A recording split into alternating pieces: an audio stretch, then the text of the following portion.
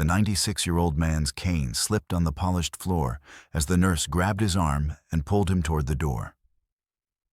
"Get out! You're not supposed to be here anymore," she snapped, her voice echoing through the hallway while other patients watched. He kept saying he was sorry, his legs shaking. But she shoved his medical folder into his hands and pointed outside. Her face went pale when he dropped the folder and one document slid across the floor toward a security camera. She lunged for it, but he bent down first, his trembling fingers closing around the paper. And when he read what was written there, everything she'd been hiding for 6 months came crashing down. His name was Arthur Dennison, and he was 96 years old. Arthur had been a civil engineer. He'd spent 43 years designing bridges, small ones mostly, over creeks and rivers in rural counties where budgets were tight and safety margins were thin. He'd taken pride in his work, in knowing that families drove over his bridges every day, trusting that they'd hold. And they had. Every single one. Not one of Arthur's bridges had ever failed. That was his legacy. Precision, reliability, doing things right even when no one was watching. He'd retired at 70, not because he wanted to, but because the firm had mandatory retirement policies. He'd spent the next 26 years trying to fill the empty space work had left behind. He'd taken up woodworking, built birdhouses, and small furniture pieces he gave to neighbors. He'd volunteered at the local library, reading to children on Saturday mornings until his eyesight got too bad to make out the words. He'd walked 5 miles every day until his knees gave out, and the doctor told him those days were over. His wife Margaret had died 14 years ago. Stroke. She'd been making breakfast, had suddenly dropped the spatula and collapsed. Arthur had called 911, had ridden in the ambulance holding her hand, had sat in the hospital waiting room for 6 hours before a doctor came out and told him she was gone. He'd gone home to an empty house that still smelled like bacon and had somehow kept living, because that's what you did. You kept living even when you didn't know how. Arthur had one son, David, who lived 4 states away in Oregon. David called once a month, dutifully, but the conversations were stilted and brief. David had his own life, a demanding job in tech, a wife, 2 kids in college. Arthur didn't want to burden him, so he told David he was fine even when he wasn't. Even when the loneliness felt like a weight pressing on his chest every morning when he woke up alone. Arthur lived in a small 2-bedroom house on Elm Street, the same house he and Margaret had bought in 1967. The neighborhood had changed around him. Young families moving in, old neighbors dying or moving to nursing homes. Arthur was one of the last originals left. His house needed repairs he couldn't afford and couldn't do himself anymore. The roof leaked. The water heater made concerning noises. The porch steps were rotting. But it was his home. It was where Margaret's garden used to be, where David had learned to ride a bike, where 50 years of memories lived in every corner. Arthur received Social Security and a small pension from the engineering firm. $1,400 a month total. His mortgage was paid off, but property taxes, utilities, insurance, and groceries took most of it. He was on 6 different medications for heart disease, high blood pressure, diabetes, and arthritis. Even with Medicare, his prescriptions cost over $400 a month. He'd started splitting pills to make them last longer. His doctor had told him not to do that.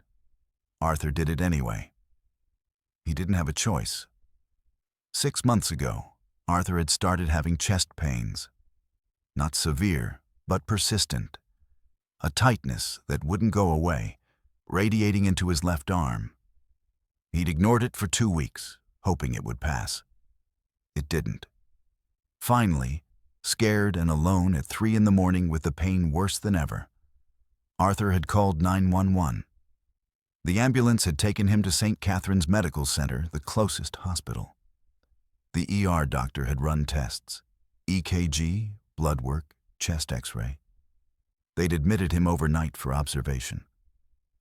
The cardiologist had come by the next morning, a young woman who'd barely looked at Arthur while reading his chart. She told him he had unstable angina, that his arteries were narrowing, that he needed to start a new medication and come back for a stress test in 2 weeks. Arthur had been discharged that afternoon with a prescription and an appointment card. The bill had come 3 weeks later. $8,472. His insurance had covered some of it. Arthur owed $2,800. Money he didn't have. Money he'd never have. He'd called the hospital's billing department, explained his situation, asked if there was a payment plan. The woman on the phone had been professionally sympathetic, but firm. "We can set up payments of $300 a month." "I can't afford $300 a month. That's the minimum we can offer." "What if I can only pay $50? "That won't be accepted.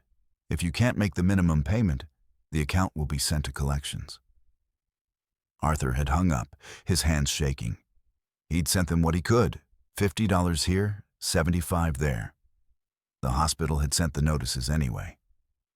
Past due, final notice, account in default.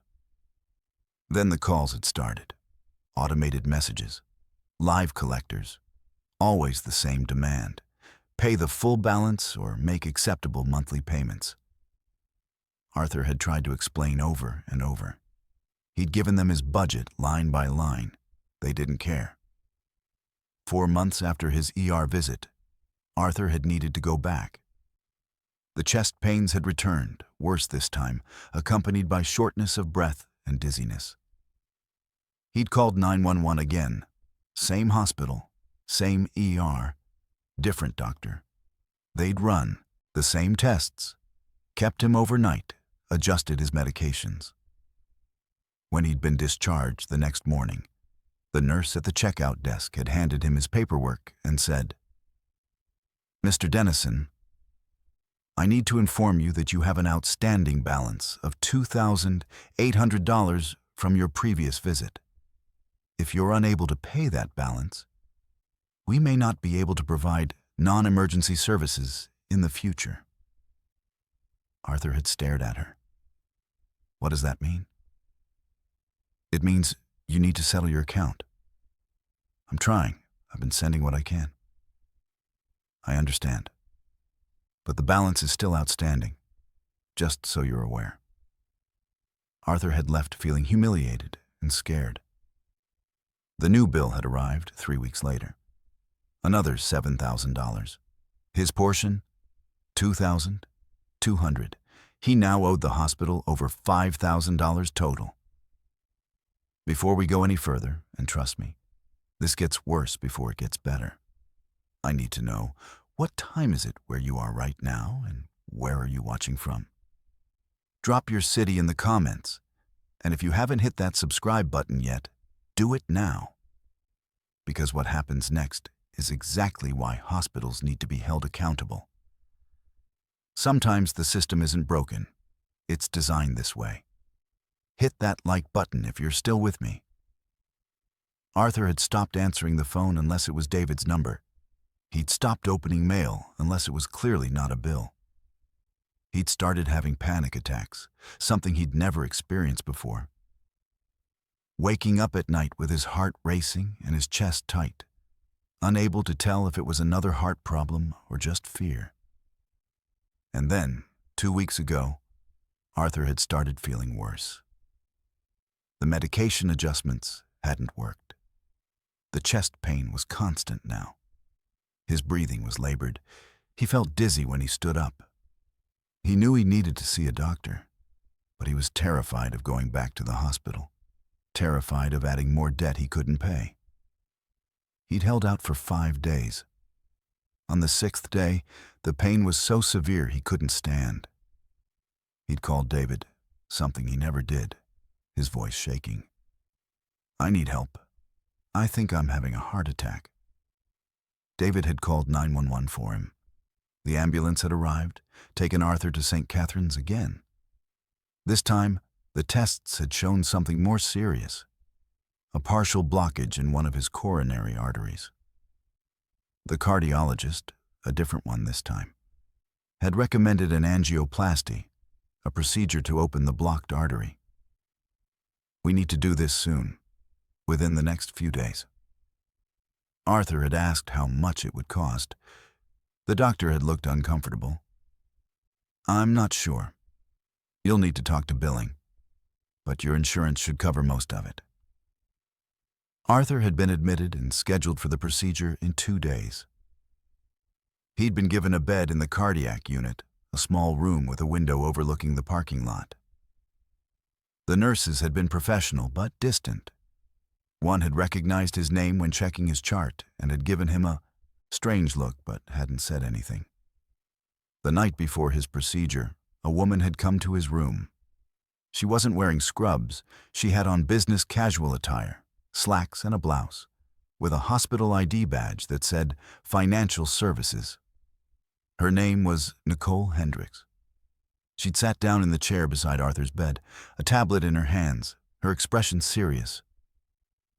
Mr. Dennison, I need to talk to you about your account. Arthur's stomach had clenched. Okay. You currently owe this hospital $5,173 from your previous visits. Your account has been flagged as high risk for non-payment. I've been trying to pay. I send what I can. Nicole had looked at her tablet. You've sent a total of $275 over 4 months. That doesn't constitute a good faith effort to pay your debt. Arthur's voice had been quiet. That's all I have. Mr. Dennison, the angioplasty you're scheduled for tomorrow is going to cost approximately $43,000. Your insurance will cover about $31,000. You'll be responsible for roughly $12,000. The number had hit Arthur like a physical blow. $12,000. He'd felt his chest tighten, his breathing become shallow. I can't pay that. Then I need to inform you that we may need to cancel the procedure. Arthur had stared at her. What? The procedure is classified as semi-elective. It's not immediately life-threatening. Given your outstanding balance and inability to demonstrate a payment plan, the hospital administration has determined that we cannot move forward with non-essential procedures at this time. But the doctor said I need this. He said the blockage could cause a heart attack. Could cause, not will cause. There's a difference. Arthur's hands had started shaking. Are you telling me you're going to let me die because I can't pay? Nicole's expression hadn't changed. No one is saying that, Mr. Dennison. In the event of a true medical emergency, we will always provide treatment. But we cannot continue to provide elective procedures to patients with significant outstanding balances. So, what am I supposed to do? You have several options. You could apply for charity care, though I see you've already been denied once because your income exceeds the threshold. You could take out a medical loan, or you could make arrangements to settle your existing balance and prepay a portion of the new procedure. I don't have the money. I've told everyone. I don't have it. Nicole had stood up. I understand this is difficult, Mr. Dennison, but these are the realities of healthcare costs. I'll give you until tomorrow morning to make a decision. If you're unable to proceed with the payment arrangements, we'll have to discharge you and cancel the procedure. She'd left. Arthur had lain in his hospital bed, staring at the ceiling, tears running down his face. He'd called David again, left a voicemail because David was at work and couldn't answer. Arthur had tried to explain what was happening, but his voice kept breaking. He'd given up and ended the call. The next morning, a different nurse had come into his room. Her name was Sharon Kelly. She was in her early 40s, had been working at St. Catherine's for 8 years, and was widely disliked by both staff and patients for her abrasive manner and lack of empathy. She'd looked at Arthur's chart, then at him, her expression cold. "Mr. Dennison, your procedure has been canceled." "Why?" "Financial clearance wasn't obtained. You're being discharged today." "But I need that procedure." "The doctor said..." "The doctor doesn't make the financial decisions. Administration does. You've been cleared for discharge. I need you out of this bed within the hour. We have other patients waiting." Arthur had tried to sit up. His chest hurt. His head spun. "Can I at least talk to someone? The doctor? Someone from administration?" "They've made their decision. You need to leave." "But where am I supposed to go? I can't just..." Sharon's voice had risen. "Mr. Dennison, you're being discharged. That means you're no longer a patient here. You need to gather your things and go."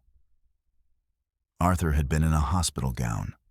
His clothes were in a small plastic bag in the closet. He'd started to get up, moving slowly, his hands shaking. Sharon had watched him, impatient. "Hurry up. I need to turn this room over." Arthur had managed to get to the closet, pulled out his clothes. He'd asked Sharon to step out so he could change. She'd sighed loudly and left, leaving the door open. Arthur had changed slowly, his fingers fumbling with buttons, his chest aching. When he'd emerged, Sharon had been standing in the hallway with a wheelchair. "Hospital policy. I have to wheel you out." Arthur had sat down in the wheelchair. Sharon had grabbed his medical folder from the nurse's station, a thick manila folder with his charts, test results, and discharge papers, and dropped it in his lap. Then she'd started pushing him down the hallway. Fast, too fast. Arthur had gripped the armrests, alarmed. "Please, slow down." Sharon hadn't slowed down. They'd passed other patients, nurses, visitors. People had stared. At the elevator, Sharon had jabbed the down button repeatedly, muttering under her breath. When the doors opened, she'd pushed Arthur inside roughly, the wheelchair jolting. Arthur's cane, which had been resting across his lap, had clattered to the floor. Sharon had picked it up and shoved it back at him without a word. On the ground floor, instead of going through the main lobby, Sharon had wheeled Arthur toward a side exit, one that led to the parking lot. Arthur had been confused. "Why are we going this way?" "It's faster." "But I need to arrange for a ride home. Can we go to the main desk?" "No. You can call someone from outside." They'd reached the doors. Sharon had pushed them open and wheeled Arthur through. The late October air was cold. Arthur hadn't brought a coat. Sharon had stopped the wheelchair just outside the doors, on the concrete walkway. "Okay, out." Arthur had looked around. They were at the edge of the parking lot, far from the main entrance. There was no bench, no covered area, just pavement. "Can't I wait inside while I call for a ride?" "No. You're not a patient anymore. You're not supposed to be here. But it's cold, and I don't have a way home yet." Sharon's voice had been sharp, loud enough that people walking to their cars had turned to look. "Get out. You're not supposed to be here anymore." Arthur had tried to stand. His legs were shaking. He'd used his cane to push himself up. But the wheelchair had rolled slightly, and he'd lost his balance. Sharon had grabbed his arm, her grip hard, and pulled him upright. Then she'd pulled him toward the edge of the walkway, away from the doors. Arthur had kept saying he was sorry, his legs shaking, trying not to fall. Sharon had shoved the medical folder into his hands and pointed toward the street. "Go. Call someone. You can't stay here." Her face had gone pale when Arthur, trembling and overwhelmed, had dropped the folder. Papers had scattered across the concrete. Discharge instructions, prescriptions, test results. One document had slid across the pavement toward the building, right beneath a security camera mounted above the door. Sharon had lunged for it, but Arthur had bent down first, his movements slow and painful, his trembling fingers closing around the paper. He'd picked it up and looked at it. It was a form he hadn't seen before. The header said, "Internal notice, do not give to patient." Arthur had squinted at the small print. The document was addressed to Sharon Kelly and 2 other nurses. It was dated 3 days ago and marked urgent. The content was brief. R.E. Patient Arthur Dennison, room 4 and 12. Financial Services has flagged this patient as uncollectible due to outstanding balance of $5,173 and inability to pay for scheduled angioplasty. Administration has determined patient does not meet criteria for charity care and represents financial liability to hospital. Procedure canceled per CFO directive. Patient to be discharged immediately upon discovery of cancellation. Do not schedule follow-up appointments. Do not provide referrals to other facilities. Note: patient's cardiac condition is stable enough for discharge per Dr. Raymond review, though long-term prognosis is poor without intervention. Legal has cleared this action. Arthur had read it twice. His hands were shaking so badly the paper rattled. He'd looked up at Sharon. Her face had gone from pale to red. She'd reached for the paper. "That's confidential. Give it to me." Arthur had pulled it back. "This says you knew 3 days ago, that you were told not to help me. That's internal hospital communication. You're not supposed to see that." "Why not? It's about me." "Give it back." Sharon had grabbed for it again, but Arthur had held on. A security guard had noticed the commotion and had started walking over. Sharon had noticed him, and her demeanor had changed instantly. She'd lowered her voice, forced a smile. "Mr. Dennison, please, that's hospital property." The security guard had arrived. "Everything okay here?" Arthur had held up the paper with shaking hands. "They canceled my surgery because I can't pay. And they told the staff not to help me, not to give me referrals. They're just sending me away to die." The security guard had looked uncomfortable. He'd glanced at Sharon. "Is that true?" Sharon's face had flushed. "It's more complicated than that. Financial decisions are made by administration, not by nurses." "But you knew about this for 3 days." Arthur's voice had been stronger now, fueled by anger and betrayal. "You've been taking care of me, checking my vitals, giving me medication, and you knew the whole time they were going to throw me out." Sharon hadn't answered. The security guard had taken out his radio. "I need a supervisor at the East Side exit. Now." Within 5 minutes, a small crowd had gathered. A nursing supervisor, a patient advocate, another security guard, and someone with a phone recording. Sharon had tried to take the document from Arthur multiple times, her voice rising. "You need to return that. It's confidential." Arthur had refused. "It's about my life. I'm keeping it." The nursing supervisor, a woman named Teresa Voss, had taken control of the situation. She'd looked at the document Arthur was holding, her face darkening. She'd turned to Sharon. "Did you know about this?" Sharon had hesitated. "I was following administration's instructions." "Did you know his procedure was canceled 3 days ago?" "Yes." "And you didn't tell him? You let him think it was still happening?" Sharon's silence was answer enough. Teresa had turned to Arthur. "Mr. Dennison, I'm so sorry. This should not have happened this way. Let me get you inside and we'll figure this out." But the damage was done. The video of Sharon forcibly removing Arthur from the hospital, of her shoving his folder at him and telling him to leave, had already been posted online. The person who'd recorded it was a visitor whose mother was a patient at St. Catherine's. She'd captioned it, "This hospital just threw out a 96-year-old heart patient because he couldn't pay. This is what healthcare in America looks like."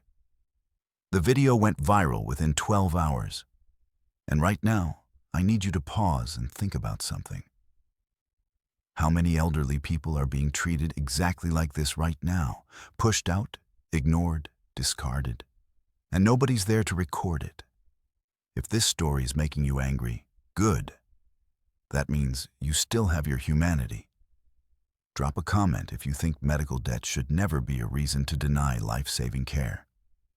And share this, because what happened next changed everything. But only because people refused to stay silent.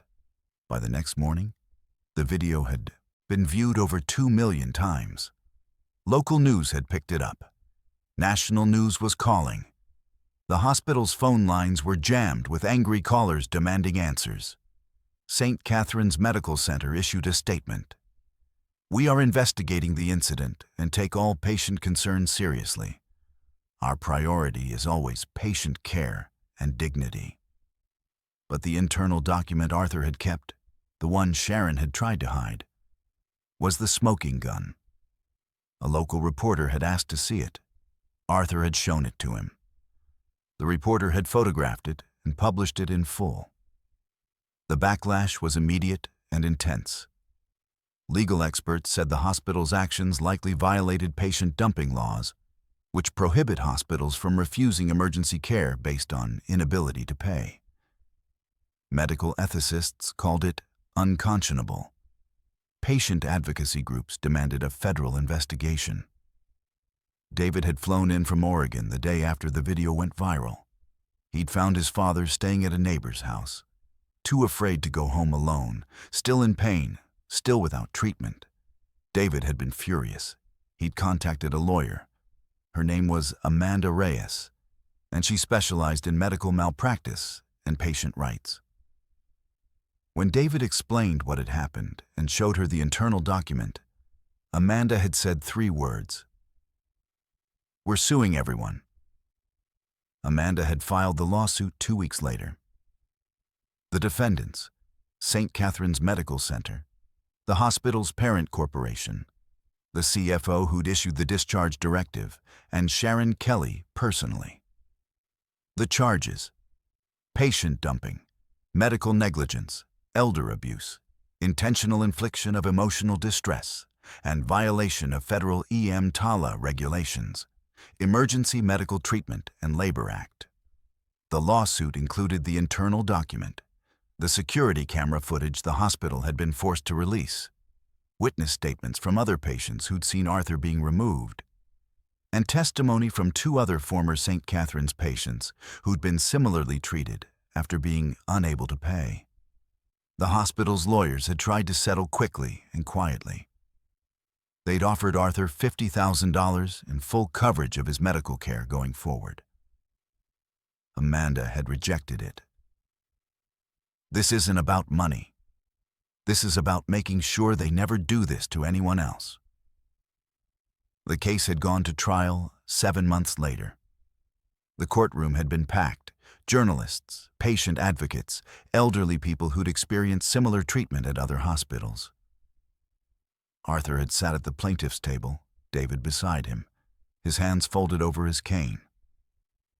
Sharon Kelly had been at the defense table, her face drawn and tense. Amanda had opened with the security footage. The jury had watched Sharon grab Arthur's arm, pull him toward the door, shove his folder at him, her voice clearly audible. "Get out! You're not supposed to be here anymore." One juror had visibly winced. Another had shaken her head. Then Amanda had presented the internal document. She'd read it, aloud, slowly, emphasizing certain phrases. Uncollectible. Financial liability. Do not provide referrals. Long-term prognosis is poor without intervention. She'd looked at the jury. They knew. They knew he would likely die without treatment. and they sent him away anyway, because he was poor. The hospital's defense had been weak. They'd argued that Arthur's condition had been stable enough for discharge, that the angioplasty was elective, not emergency, that financial realities required difficult decisions. The jury hadn't been convinced. Arthur had testified. He described the chest pains, the fear, the humiliation of being wheeled out and abandoned. He described reading the document and realizing the hospital had been planning to discard him for days. His voice had broken when he'd said, "I worked my whole life. I paid my taxes. I helped people. And when I needed help, they treated me like I was trash." The defense had tried to cross-examine him, suggesting he'd been adequately informed of his options, that he could have sought care elsewhere. Arthur had looked at the lawyer with watery eyes. "I'm 96 years old. I don't drive anymore. I live on $1,400 a month. Where exactly was I supposed to go?" The lawyer hadn't had an answer. Sharon Kelly had testified. She'd been defensive, claimed she was following orders, that she didn't make policy decisions. But under Amanda's cross-examination, the cracks had shown. "Nurse Kelly, you knew Mr. Dennison's procedure had been canceled 3 days before he found out. Correct?" "Yes." "Did you tell him?" "No." "Why not?" "I was instructed not to." "By whom?" "Administration." "And you didn't think that was wrong?" Sharon had hesitated. "It's not my place to question administration." "Not your place." Amanda had walked to her table, picked up a nursing ethics textbook. "You took an oath when you became a nurse. An oath to do no harm, to treat patients with dignity, to be their advocate. Do you remember that oath?" "Yes." "Did you advocate for Mr. Dennison?" Silence. "Did you treat him with dignity when you physically pulled him out of the hospital and left him in a parking lot?" "I was doing my job." "No, Nurse Kelly. You were following orders that violated your ethical duty as a healthcare provider. There's a difference." The jury had deliberated for 4 hours. They'd returned with a verdict. Liable on all counts. They'd awarded Arthur compensatory damages of $180,000. They'd awarded punitive damages of $3 million against the hospital and $200,000 personally against Sharon Kelly. The judge, a man in his early 60s named Robert Chen, had additional comments. He'd looked at the hospital's legal team. "What happened here represents a systemic failure of healthcare. You created a policy that prioritized profit over human life. You instructed your staff to deceive and discard a patient because he was poor. That's not healthcare. That's cruelty disguised as policy." He turned to Sharon Kelly. "Nurse Kelly, you had opportunities to do the right thing. You could have told Mr. Dennison the truth. You could have refused to participate in his mistreatment. You chose not to. That makes you complicit. I hope you think long and hard about the person you've become and whether that's who you want to be." The verdict had made national headlines. Patient advocacy groups had used it as a rallying cry for healthcare reform. Several states had introduced legislation requiring hospitals to provide charity care navigation for patients unable to pay. The federal government had increased enforcement of EMTALA regulations. St. Catherine's Medical Center had been forced to undergo a comprehensive review by state health authorities. They'd been fined an additional $1.2 million for systemic patient dumping violations. Their CFO had resigned. Sharon Kelly had lost her nursing license permanently. But perhaps the most significant outcome had been personal. Arthur had gotten his angioplasty at a different hospital, fully covered by the settlement. The procedure had been successful. His chest pain had resolved. His prognosis had improved dramatically. David had moved Arthur to Oregon. He'd found his father a small apartment near his own home, close enough to visit daily. Arthur had lived there for 3 more years, surrounded by family, his granddaughters visiting regularly, his great-grandchildren learning woodworking from him in David's garage. He'd finally felt like he wasn't alone. Arthur Dennison died peacefully in his sleep at 99 years old, 3 years almost to the day after being thrown out of St. Catherine's Medical Center. At his funeral, Amanda Reyes had spoken. She talked about the courage it took for Arthur to fight back, to demand accountability, to refuse to disappear quietly. Arthur didn't just win a lawsuit, she'd said. He exposed a system that treats human beings as balance sheets. He reminded us that healthcare is a right, not a privilege reserved for those who can afford it. And he proved that even at 96 years old, even when the world tells you you don't matter anymore, you can stand up and say, "I matter, my life matters." And the world has to listen. The courtroom transcript of Judge Chen's ruling became required reading in medical ethics courses across the country. His words were simple but devastating. When hospitals prioritize profit over patients, when healthcare workers abandon their oaths for institutional loyalty, when society accepts the premise that some lives are worth less than others based on net worth, we lose our humanity. This court rejects that premise absolutely. And in a hospital in another state, a nurse faced with a similar directive, discharge a patient who couldn't pay, remembered Arthur's story. She refused. She went to the media. She blew the whistle. The hospital changed its policy because Arthur had proven that one person's courage could create a ripple. Even when that person was 96 years old, standing in a parking lot, clutching a piece of paper that revealed the truth someone had tried to hide. He'd held on to it. He'd refused to let them bury it. And because of that, the world changed. So let me ask you this. Have you or someone you love ever been denied medical care because you couldn't pay up front?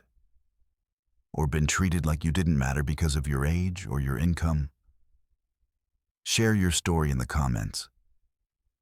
Because the more we talk about this, the harder it is for hospitals to keep hiding behind policies that kill people. And if Arthur's story reminded you why we fight for healthcare that treats people like human beings, not profit centers, smash that subscribe button and share this video. Because every person who sees this is one more person who won't stay silent when it happens again. And it will happen again, unless we make sure everyone knows we're watching.